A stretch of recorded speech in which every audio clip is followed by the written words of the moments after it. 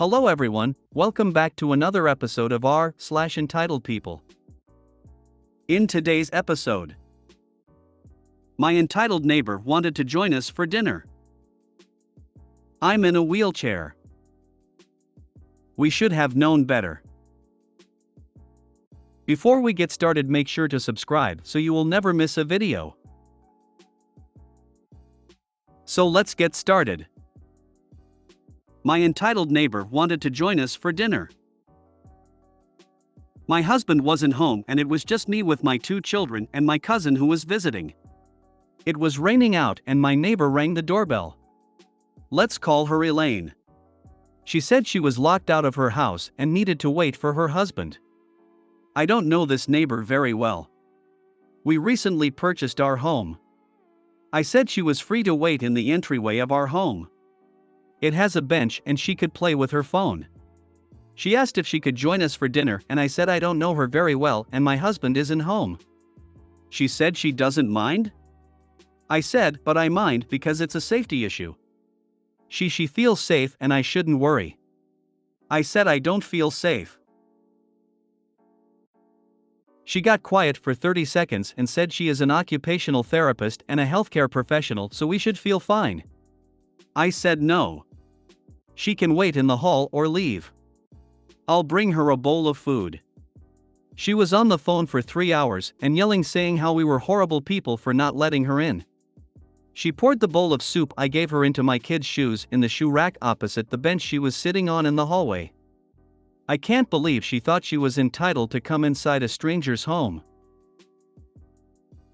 Edit: the hallway in my home is 12 feet long and has 2 closets, a long shoebox, and a bench. The hallway/entryway is the entrance into my home. There's a door leading into the house at the end of the hall and it locks. This door opens into greater hall that separates the kitchen and the living room. The door leading into the actual home part of the house is always locked and I locked it and didn't let her in there. She wanted to go inside and eat in the kitchen with my kids and cousin. I don't know her very well. I did give her food and I allowed her to come inside the hallway/entryway because it was raining. We were in the kitchen and we heard her on the phone for hours and didn't know what to do. We recently moved into this neighborhood. We waited for her to leave and when we went into the hall, we saw the mess she made by pouring the soup into the kids' shoes. The shoes were washed immediately and the shoebox was wiped down. If I had known her better and or my husband was home, I would have invited her inside. She poured the soup you gave her into your kids' shoes. I think you made the right choice by not letting her in. She sounds like a complete sociopath. An entitled sociopath. With this behavior, to pour the soup in the shoes of your kids and then she call herself a therapist, I think she need one for herself. Never let her in again. Consider reporting that behavior to her healthcare regulator. That is not normal. Occupational therapists help with managing physical tasks, not talk therapy. 3 hours she was yelling into the phone? She was in your house for 3 hours. I refuse to accept this as a real story. Of all the neighbors, friends or family that she should be able to go to while she's locked out for hours, but instead goes to a complete stranger's home and expecting to be fed and entertained, speak volumes to who she really is. I'm surprised you let her sit there for 3 hours yelling negativity to slash about you in front of your children. I would have spared her from being around such horrible people by telling her to leave. Now you know why she didn't go to the other neighbors' homes. They would have turned her away without even opening the door. I'm in a wheelchair. Okay, as stated, I'm in a wheelchair, can't even stand, let alone anything else. So anyway, on to my story. Couple of years ago, I had to send some Christmas cards, because there were a few in a bigger envelope, they had to be weighed rather than just posted in the outside box, to my family who live overseas. My hubby was gonna do it, but I thought I'd do him a favor and take them myself, he had other things to do. So I get to post office and take a look at the queue, inwardly thinking, oh yay, this is gonna take a while, yippee. So I take my place in the queue and wait for my turn. The next thing I know, a lady walks in with a big box. Side note, she didn't seem like she was struggling under the weight of this box, it was just bulky. I'm getting close to my turn by this point, and instead of going to the back of the queue, she stands next to me. Not really thinking much of it, I just continue to wait to be called. Side note, the lady at the counter wasn't particularly paying attention to the queue, just calling next up. It gets to my turn, and the lady jumps in front of me and takes my turn. I let it go, Christmas spirit and all that. She gets served, and as I moved forward to take my turn, another lady who had stood at the side of me with lots of parcels while waiting for the previous lady to be served. Problems with the equipment arose, so it took a while. She tried to take my place again. I just said to the person behind me, "Excuse me, but am I invisible today? Can you see me? That's twice now I've been queue jumped." He laughed and said, "No love, I see you." The lady at the counter looked up at the queue at this point, and I'm guessing she heard my exchange with the guy. She shouted at the lady to join the queue properly. The lady huffed and said, "But I need to send this lot." Counter lady then replied, "So take your place like everyone else or you're free to leave." Parcel lady then tried, "But I was here first." The guy I spoke to then shot back with, "No you weren't, she was," and pointed me out. Counter lady again gave her the option to wait or feel free to leave. Another side note, counter lady was the only one on the post office bit. By this time, the queue had snaked around the whole shop. Parcel lady then shot me the dirtiest look and called me something I won't repeat here, but let's just says it's not something you say to someone with disabilities in particular. And then went to queue up. On hearing this, counter lady says, "Get the heck out of my shop now, I'm not serving you." Not the words she used, but I'm keeping it PG. Parcel lady then says, "But the other place is miles away, it's not fair." Counter lady then shot back, "Don't care, not my problem, out now, or I'm calling the police." At this, parcel lady started crying and dropping her parcels. Not one person helped her pick them up. But she left, and I finally got to send off my parcel. Unfortunately, not the only experience I've had like this. With uncaring people, I've had bags to the face, people suddenly walking in front of my chair and getting bumped into when I couldn't stop quickly enough, kind of thing. Another time I went shopping with my hubby and we parked up in the disabled area. Legitimately, I've got the card etc. to say it's legal, and my hubby went to get my chair out of the car for me. When seemingly out of nowhere, this guy comes of nowhere screaming at him that he can't park there. My hubby ignored him. He's got the patience of a saint, that guy, and continued getting my chair. Side note, it was summer and a heat wave, so I had a strappy top on. By this point, screaming guy had got level with the side I was on, so I opened the door and just leaned forward. Now when I've got this type of top on, even if I didn't, there is no mistaking I'm disabled. I've got a very badly curved spine, scoliosis if you care to know. He was about to yell at me, but then I moved my hair so he could see my back. He went silent. I just looked at him, and even though I was trying not to laugh at the look on his face, I managed to keep a straight face and just said, "Disabled enough for you, sir?" Usain Bolt has nothing on this guy, the speed he ran off, lol. Didn't even get a sorry, but we got sore sides from laughing. Good for you. It was probably a childish thing to do really, but I didn't appreciate my hubby being yelled at. Just because he didn't have a visible disability doesn't automatically mean he didn't have one at all. He doesn't, by the way, and again, just because he doesn't, it doesn't mean that everyone else in the car hasn't got one. I might have been tempted to call out the idiot, but I had our kid in the car too and wasn't about to teach them the vocabulary that was going through my head, lol. Good lord. As if having your face at ass level to most people isn't bad enough. Fantasize about arm-mounted machine gun turrets and spiked wheels. It'll help.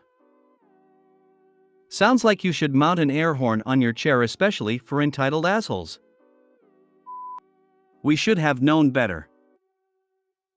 My husband and I had decided to rent out one of our empty bedrooms for a few months, as we are empty nesters and thought the extra cash would come in handy. We posted an ad and found what we thought was a suitable renter. His 2-week stay ended this past Sunday and was an absolute train wreck. The players in this melodrama are below, along with bullet points leading up to last weekend. T equals my husband. J equals renter. M equals very good friend, who was very protective of me. Within 4 days of moving in, Jay had gone through all of the soda I had put in the fridge that would normally last T and I more than a week, along with a jumbo box of microwave popcorn, our stash of frozen emergency meals, and a few other items. He swore he would pay us for these items when he received his weekly check. Spoiler alert, he never did. When Jay told us he did not have a car, M said he was willing to sell his beach cruiser for $50. T offered to pay for it, and Jay and I went to M's home to pick it up, and also so that M could meet Jay and put the fear of God, or at least of M, into him.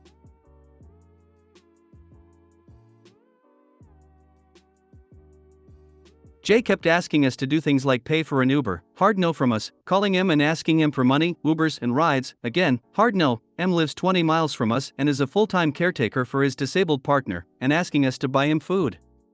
T had a mandatory qualification event for his job and needed to pay $20 for supplies, totally normal for his industry. He made sure to have the cash in his wallet, but when he went to pay, the money was gone.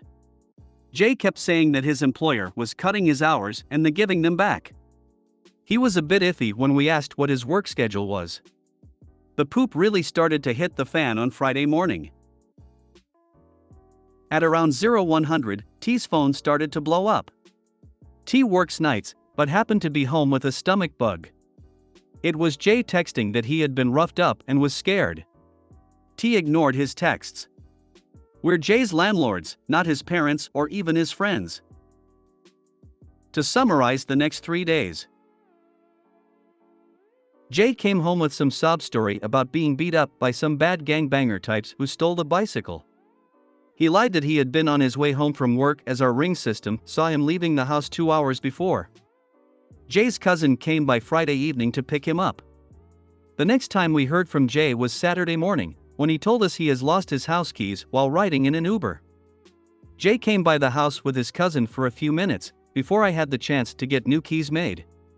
We told Jay in plain English that we had an event to go to that night, concert tickets, and would be leaving the house at 3:45 and would not be back until 11 that night. He still expected us to detour 10 miles in the wrong direction to give him the replacement keys. Just, no. I dropped T off at the house 11 and left to put gas in my car and pick up a snack for T. Jay called while I was out asking me to pay a bar tab. Again, no. When I got home I texted Jay that T would be going to bed at 12:30. If Jay couldn't make it home before then, we would see him on Sunday. Jay did come in at some point before T went to bed. When I got home on Sunday, Jay, obviously either drunk or hungover, told yet another sob story about how the bar he had been at had kept his phone when he didn't have the cash to pay his $40 tab. He wanted me to pay the tab as he had no cash and swore he would Zelle me the money as soon as he had his phone, as his boss had paid him that morning. I reluctantly agreed to retrieve his phone on the condition the first thing he would do when he got it was Zelle me the money. I paid the tab at the dive he had been at and was out of there in under 5 minutes. I gave Jay no time to order a beer, which pissed him off. When I gave Jay his phone and said he needed to send me the money immediately as agreed, he said his boss needed to release his pay before he could give me the money. Spoiler alert again, that never happened. Next, Jay asked to stop at an inexpensive Mexican fast food place, not a chain, to get a burrito. I said I would wait in the car while he went inside and he got his order to go. He ended up walking into the full-service Mex place next door, one with a bar. At that point I hit the bloody end of my rope. I called M, who went into hyperprotective mode and drive straight down to me. M ended up yanking Jay out of the latest bar, where he admitted in front of the bartender he had no money to pay the tab and had just expected they would let him walk out on it. After some talk between M, T and myself, M took Jay to a relative's house about 30 miles away while T and I cleared out his room and put his belongings on the curb, then notified Jay we had done so. His bathroom was in unspeakable shape, and we had to pay our cleaning service $150 to do an emergency cleaning. We also paid $400 to have our locks rekeyed, and changed the access code for our security system. Jay spent some time making wild threats. He tried to call 911 multiple times, but they kept shutting him down as he was very obviously drunk and out of control. We also found out that Jay had used the bicycle as collateral to pay off another open bar tab, that he was beat up on Thursday night/Friday morning by a Vago, very bad biker dude, because Jay was flirting with the guy's girlfriend, and that his boss had fired him for showing up drunk and stealing. There's a ton more, but this post is already too long. I actually hope Jay gets the help he so desperately needs and that I never lay eyes on him again. Apparently Jay thought what your life lacked was an unemployed, alcoholic, liar of a son you never had. I actually have a friend like that who I keep at a very long distance. I share housed for years and had my share of experiences with this type. I quickly developed a hard set of rules. What's the fascination with initials for everyone? Just type the words, it makes it much easier to follow the story. If you made it to the end of the video, thanks for watching. Don't forget to like, subscribe and share, and we will see you in the next video.